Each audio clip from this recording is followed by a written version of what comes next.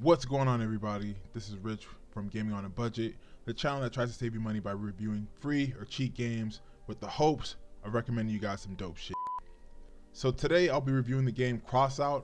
I found out about this game from actually one of my subscribers, so I want to give a big shout out to TIK TOK for recommending the game. I checked out the game and it had decent ratings, and most importantly it was free. So I said, okay, let's go ahead and just review this game. So without further ado, let's go ahead and talk about the facts for the game. So the genre of the game is an MMO action game developed by Targem Games, published by Gaijin Entertainment. Actually, the same publishers from the game Cuisine Royale, which I reviewed a while ago. It's actually my second or third review. Released back in May 2017.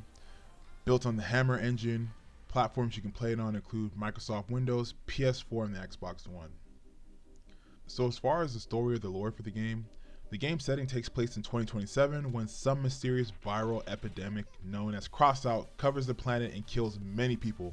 Survivors of the Crossout try to save themselves by wearing masks to filter out the virus, but failed as it eventually turned into a full-blown pandemic.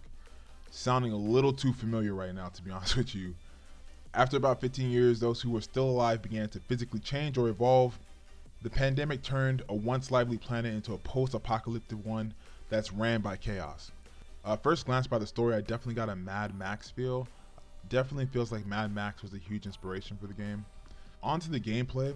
So Crossout, in its most basic understanding, is a vehicular combat game.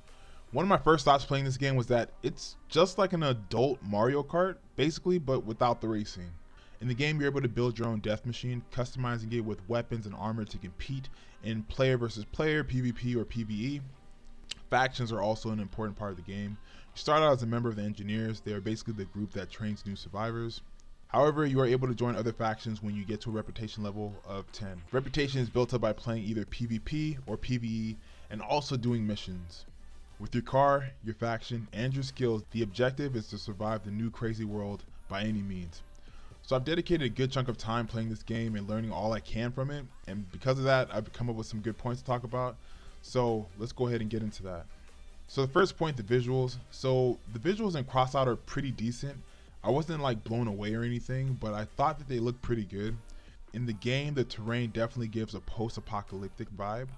Deserted areas made up of mostly dirt, but the center of the game is obviously the cars, which look again decent, but not spectacular.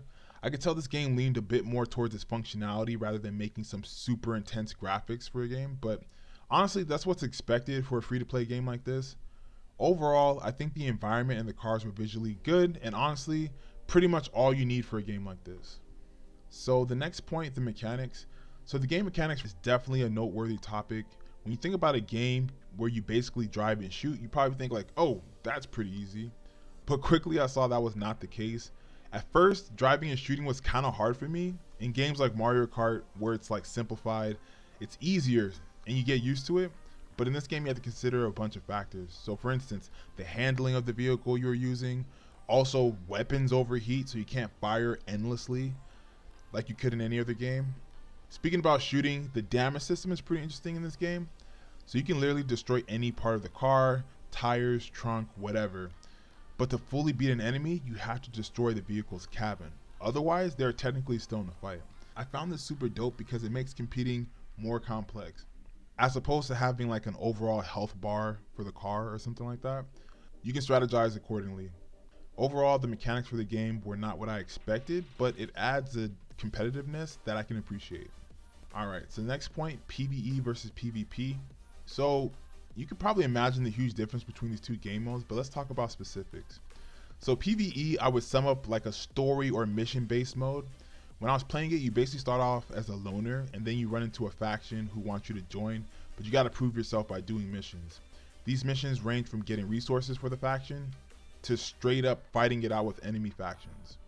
In this mode, exploration is a bigger focus than PvP, which is a nice touch. There's a map that you can use to go to other sites to do missions, but you need to have reached a certain reputation level before you can do that. Up to 4 people can play this mode. PvP, I believe, is the main attraction for this game. There are a number of different matches, including Battle Royale, Assault. Each team has a base that the other needs to invade. Basically, the objective is to destroy all the vehicles or take over the base in the time limit. If the time passes, the team with the most people alive wins. One note I want to bring up is the bots. Did you notice? So in all the matches I played, a significant amount of what seemed to be AI players versus humans was noticeable. So in an 8v8, I'd be lucky to have half my team be actually human. However, the AI plays decent enough, but still I would like there to be more actual players. But essentially, those are the game modes in a nutshell. Alright, the next point, building. So even though competing against others is the drive for this game, probably the most important thing would be building your vehicle. The cars in this game are fully customizable. You can change the tires, the windows, the cabin, literally anything you want. Adding stronger parts to increase the durability of the car. Also, there's a bunch of weapons you can choose from that all have progress trees to upgrade. Factions have a huge influence on what kind of car you build. So depending on what faction you join, it'll affect the blueprints of the car you can make. So for instance, the lunatics have weapons that are more explosive and weapons like shotguns. And their vehicles have more speed and agility. You get parts from battles or unlocking them when you reach new levels. My one complaint about this section is when customizing a car, I found the controls weren't as smooth as I would have liked looking around the car. I don't know how to explain it, but they kind of give you free reign with controlling the axes for the camera. I really kind of wish they just had a fixed position. So like for instance, there was a front view that would show you the front of the car. There's a back view that would show you the back of a car, etc. Not a big deal, but it's just a thought I had. You are able to test drive the car after building it, which is great. So you can find out what tweaks you need to make before you actually go to the battlegrounds. Overall, the building involving your car in this game was pretty great. So alright, so you know what time it is. Let's talk about the highlights for the game. So my first highlight, PvP. So PvE is cool, playing the story and everything, doing missions, but PvP is really what grabbed my attention in this game.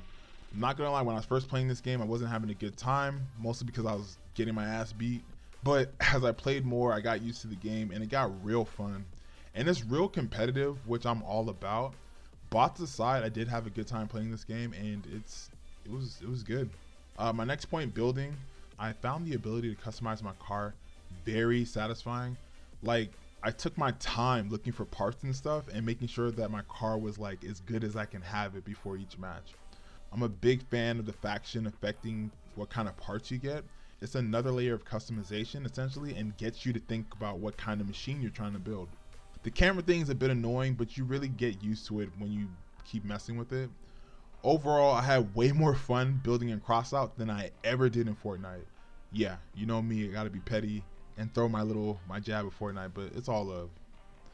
Final thoughts, Crossout is a pretty dope game. Like, I really did not think I would enjoy it as much as I do, but literally it's like Mario Kart, but rated R, and that's dope as fuck.